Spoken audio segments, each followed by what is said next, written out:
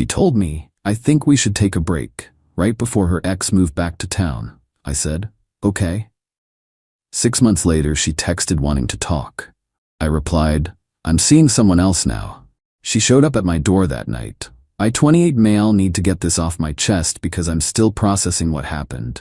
My friends are divided on whether I went too far, but I believe I did what was necessary to protect myself.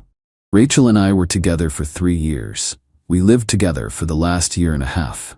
On the surface, things were good, but looking back, I can see the cracks I chose to ignore. The way she'd get intensely anxious if I didn't text back within the hour. The flashes of jealousy over female friends she'd had since day one. They were small things, easy to dismiss. Then one night in February, she hits me with the, "We need to talk" line. She was staring at her phone, not me. "I think we should take a break," she said. "A break?" I asked, confused. "What's wrong?" "I just need some space to figure things out. It's not you, it's me." The oldest line in the book, but here's the context. Her ex, Marcus, had just moved back to town. She'd mentioned it casually a week earlier, but her tone was off. "Oh, Marcus got a job here, isn't that weird?" Weird indeed. I didn't argue, didn't beg. A part of me was tired of walking on eggshells. I just said, "Okay." She looked up from her phone, genuinely surprised. "That's it? Just okay?" "You said you need space. I'll give you space." She moved out the next week, leaving half her stuff because it's just a break. Sure it was. Here's where the reality of legal obligations kicks in. The lease we signed was ironclad. Both our names were on it, making us equally liable for the entire rent until the term ended in 8 months. She assumed I'd just cover her half while she found herself. That was a wrong assumption. I immediately contacted our landlord. He was a professional, not a friend. He pointed to Clause 12 of our agreement. Both tenants are jointly and severally liable. "I don't care who pays it, as long as it's paid in full," he said. "If you want her off the lease, you both need to sign a lease termination agreement and pay a 2-month break fee. Otherwise, she's on the hook with you." I paid the full rent for the first month to protect my credit and avoid eviction. Then I sent Rachel a formal certified letter with a copy of the lease, highlighting her legal obligation for 50% of the rent. 2 weeks later, her Instagram confirmed my suspicions. A photo of her and Marcus at our favorite restaurant. The caption, "Sometimes life brings people back together." I screenshotted it, not out of pain but for my records. I texted her, "Hey, I sent you a letter regarding the lease. Since you've moved out, you still owe your half of the rent. If you want to be formally removed from the lease, we need to sign the termination agreement with the landlord." Her response, "Can't this wait? I'm really busy." "The rent is due on the 1st, I replied. "You are legally responsible for your share." Radio silence. She refused to meet or sign anything. So I documented every text, every post with Marcus, and every refusal to cooperate. After the 2nd month of her non-payment, I sent her a formal demand letter for 2 months of back rent, drafted using an online legal template. I sent it to her parents' house, her last known address. She called me, screaming, "What the hell is wrong with you?" "I'm following the lease terms," I said calmly. "The ones we both signed. You abandoned the apartment and your financial obligations. You know I can't afford that.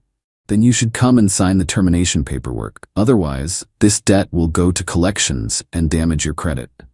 She came by the next day, seething. She signed the agreement. As she was leaving, she tried for a dramatic exit. "I can't believe you're being so cold about this." "You wanted a break," I said. "Breaks have consequences." Next, her belongings. The lease stated that property left for more than 30 days after a tenant vacates is considered abandoned. However, state law required the landlord to send a formal notice. I coordinated with him, and he sent the notice to her parents' address, giving her 15 days to retrieve her things. She ignored the notice, so I boxed up everything. I donated it to a local women's shelter and got an itemized receipt for tax purposes. I sent her a copy with a note, "Your things are helping women who are actually in need." Marcus texted me after that. "Dude, you have a problem." "No problem here," I replied. "Just following the law." Fast forward to May. I'm doing well. I started seeing someone new. Sarah, a teacher who communicates with a calm maturity that felt like a breath of fresh air. Life was good. Then the texts from Rachel started in June. Hey, how are you? Been thinking about us. I made a mistake, can we talk? I replied once. I'm seeing someone else now. I wish you the best. 20 minutes later, she's at my door, banging on it. I opened it, leaving the chain on. It's 10 p.m., Rachel. She was a mess, mascara running down her face. You can't just move on like that. It's been 6 months since you left, Rachel. We were together for 3 years. We were, I emphasized. You ended it, remember? I said a break, not a breakup. A break where you immediately moved in with your ex? That's a breakup. She started crying, the ugly, gasping kind. Marcus and I broke up. He was a liar.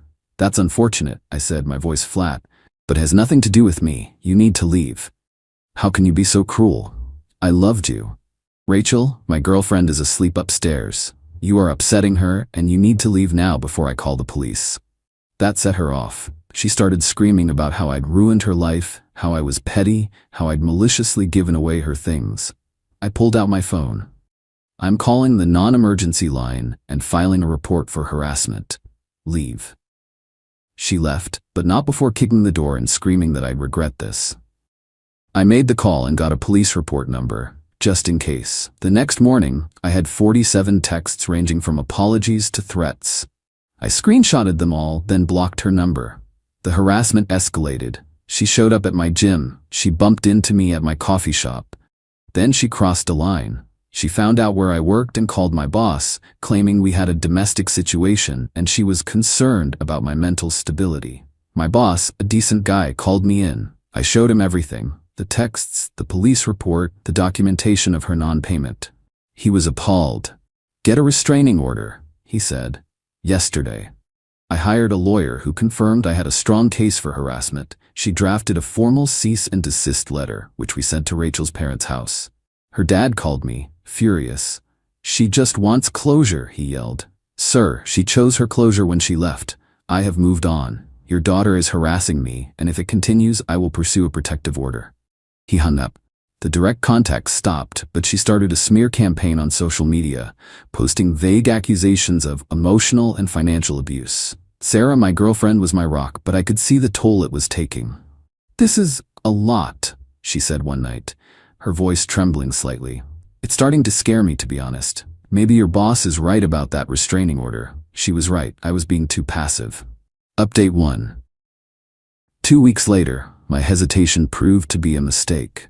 Rachel escalated from attacking me online to attacking Sarah in the real world. She sent an anonymous, concerned parent email to the principal at the school where Sarah teaches. It was unhinged, rambling about my abusive patterns and how Sarah was endangering students by dating a dangerous man. The principal, who knew Sarah well, saw it for what it was but had to follow protocol. Sarah called me, not just angry but genuinely frightened. She tried to get me fired. This has gone too far. We are going to the police. Now. That was the final straw. I took the mountain of evidence, the texts, the social media posts, the false report to my boss, the email to Sarah's school, and we went to the police station together to file for an emergency protective order. The detective was blunt. This is textbook stalking and harassment. You have more than enough. They granted a temporary order that day pending a court hearing. A sheriff would serve her the papers within 48 hours. But that same night, before she was served, Rachel showed up at Sarah's apartment. Sarah called me, whispering and terrified. She's outside, parked across the street, just sitting in her car staring at my window. Call 911. I'm on my way, I said, my heart pounding. When I got there, 2 police cars were already present. Rachel was telling them she was just lost and pulled over to check her GPS. An officer recognized me from the report I'd filed earlier. Is this the individual named in your protective order filing? Yes, I said. And she is lying. This is my girlfriend's apartment. She has never been here before. She is stalking us. We are terrified of her. The fact that the order hadn't been technically served didn't matter. Her actions, showing up at night at the home of a person she'd been systematically harassing, constituted stalking. They arrested her. As they put her in the car, she screamed at me, "This is what you wanted, isn't it? To ruin my life?" I didn't respond. Sarah came outside, shaken but resolute. "You really know how to pick them," she said with a shaky laugh. "Formerly pick them," I corrected, putting my arm around her. Later that night, I got a call from an unknown number. It was Marcus. "You need to drop this," he said, his voice low and menacing. "You're making a huge mistake. You don't know what you're dealing with." "Is that a threat?" I asked. "It's advice. She's not well. Walk away before this gets uglier for everyone, especially your new girl." "Are you threatening my girlfriend?" I shot back. "Just telling you to be smart," he said, and hung up. The call wasn't about her well-being. It was an intimidation tactic. It felt like he was trying to cover his own tracks. I saved the call record and reported the contact to the detective. The hearing for the permanent order was a week later. Rachel showed up with a lawyer who tried to paint me as a vindictive ex. But my lawyer dismantled their narrative, presenting a clear, chronological timeline of harassment. The judge wasn't interested in the relationship drama. He looked at the police reports, the email to Sarah's principal, the stalking incident. "Miss Rachel's last name," he said. "Your behavior is not that of a heartbroken ex, it is that of a criminal harasser. The protective order is granted for 2 years." Rachel broke down, a hollowed-out version of the woman I once loved. Seeing her like that felt shitty. There was no victory, just a profound sense of loss and relief. Sarah was waiting for me. "It's done? It's done. Good," she said, squeezing my hand. "Now we can move on." Update 2. 3 months passed, quiet, normal months. Then I got a call from my lawyer. "Rachel's lawyer contacted me," she said. "She is requesting a formal, mediated meeting, both of us present." "Absolutely not," I said. "Hear me out. She claims she has information about Marcus that is now part of a criminal investigation. She's willing to sign a 5-year extension on the protective order in exchange for one 15-minute meeting to give you context she claims you deserve." Sarah was adamant. "You owe her nothing. It's a trap." "It's not for her," I argued. "It's for us. A 5-year guarantee of peace. And if she's lying, our lawyers are witnesses." Reluctantly, we agreed. The meeting was held in a conference room at my lawyer's office. Rachel looked healthier, calmer. "Thank you for agreeing to this," she began. "I have spent the last 3 months in intensive therapy. I am not here to ask for forgiveness, but to offer an explanation." She took a breath. "Marcus didn't just reappear in my life. He blackmailed me. He had intimate videos of me from when we dated before. He threatened to send them to my family and my work if I didn't leave you and get back with him." My stomach turned. "What?" I was terrified and ashamed. "I should have told you. I should have gone to the police. But I thought I could handle it myself. Give him what he wanted until he got bored and deleted them. I thought I was protecting you." "The Instagram posts?" "He made me post them, to make it look real," she said, tears welling in her eyes. "When he dumped me, my plan had failed, and I'd lost you for nothing." I had a complete mental breakdown. That's not an excuse for what I did next. My terrorizing you and Sarah was inexcusable. I was a victim who made victims of you both, and I will have to live with that forever. "Why should I believe you?" I asked, my voice hoarse.